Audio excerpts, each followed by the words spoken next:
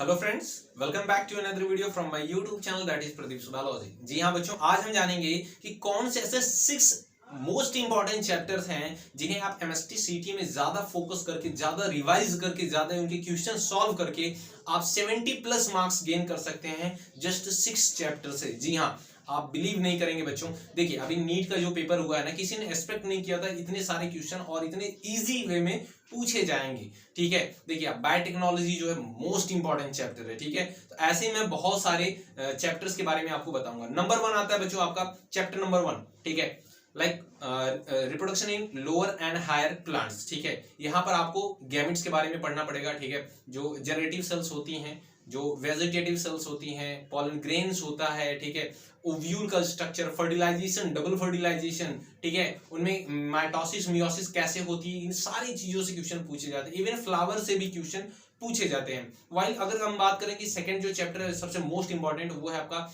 Reproduction in lower and higher plant.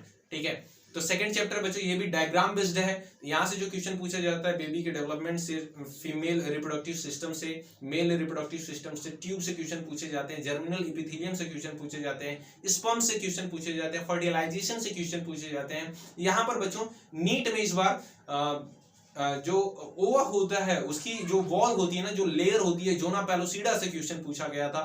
ठीक है, बड़ा ही इंपॉर्टेंट है। अगर आपको डायग्राम इन दोनों चैप्टर्स के याद हैं, अच्छे से आपने प्रैक्टिस किया हुआ है, तो एक भी क्वेश्चन आप मिस नहीं कर पाएंगे। ठीक है, तो आप इन दोनों चैप्टर को पढ़ने के लिए आपको सबसे पहले डायग्राम आना चाहिए। ठीक है, तो डायग्राम की ज्यादा से ज्यादा प्रैक्टिस करिए। वहीं पर अगर हम बात करें मोस्ट इंपॉर्टेंट चैप्टर 3, तो है बच्चों आपका मॉलिक्यूलर बेसिस ऑफ इनहेरिटेंस। कमाल का चैप्टर है बच्चों। यहाँ पर डीएनए फिंगरप्रिंटिंग से क्वेश्चन पूछे जाते हैं, इस बार नीट में भी पूछा गया था।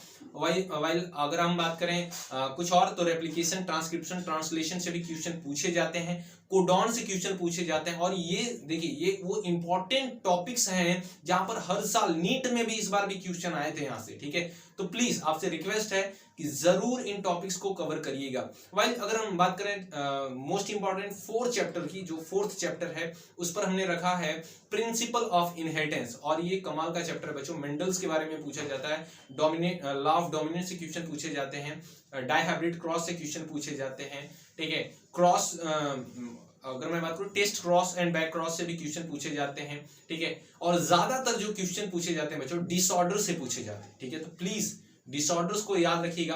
साथ ही साथ सेक्स डिटरमिनेशन से भी क्वेश्चन पूछे जाते हैं। ठीक है, कि ह्यूमन में सेक्स डिटरमिनेशन कैसे होता है, बर्ड्स में सेक्स डिटरमिनेशन कैसे होता है, तो इन्हें भी आप पढ़कर जाएंगे।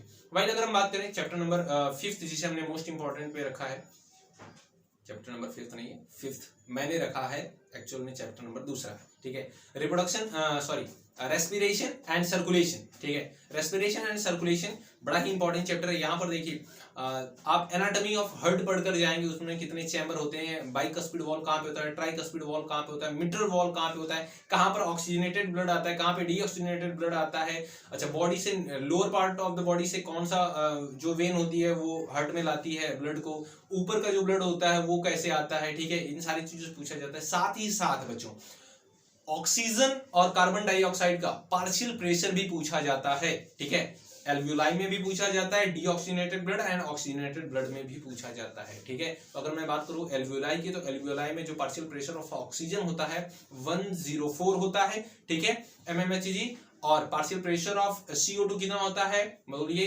40 mmHg। वाइल डीऑक्सीजनेटेड ब्लड में कितना होता है पार्शियल प्रेशर ऑफ ऑक्सीजन, बताइए। डीऑक्सीजनेटेड ब्लड की मैं बात कर रहा हूं, पार्शियल प्रेशर ऑफ ऑक्सीजन कितना होता है 40 mmHg। While partial pressure of CO2 कितना होता है 45 mmHg।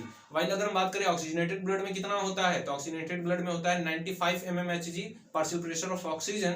वाइल ऑक्सीजनेटेड ब्लड में कार्बन डाइऑक्साइड का कितना होता है पार्शियल प्रेशर, तो 40 mmHg होता है। याद रखिएगा, नीट में इस बार पूछा गया क्वेश्चन है।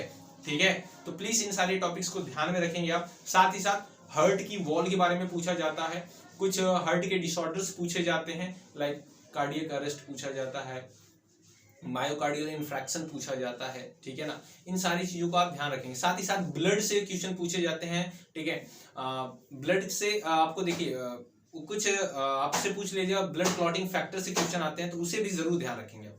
ठीक है, तो ये कुछ इंपॉर्टेंट चैप्टर्स हैं। इसके साथ साथ जो मैंने 6 पोजीशन पर रखा है बायोटेक्नोलॉजी, इस बार तो नीट में हद हो गई भाई।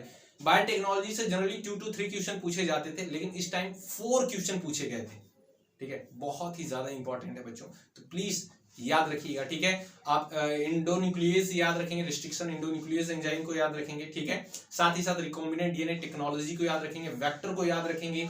ठीक है, साथ ही साथ पीसीआर पॉलीमरेज चेन रिएक्शंस, ठीक है, इसे जरूर पढ़ करके जाइएगा। ठीक है, ज्यादा से ज्यादा क्वेश्चन यहीं से फ्रेम होते हैं। ठीक है, तो आई होप आपको वीडियो पसंद आ रही होगी। अगर पसंद आई है वीडियो तो प्लीज लाइक करें, सब्सक्राइब करें और ज्यादा से ज्यादा शेयर करें। तो मिलते हैं आपसे नेक्स्ट वीडियो में एक नई इन्फॉर्मेशन के साथ, तब तक के लिए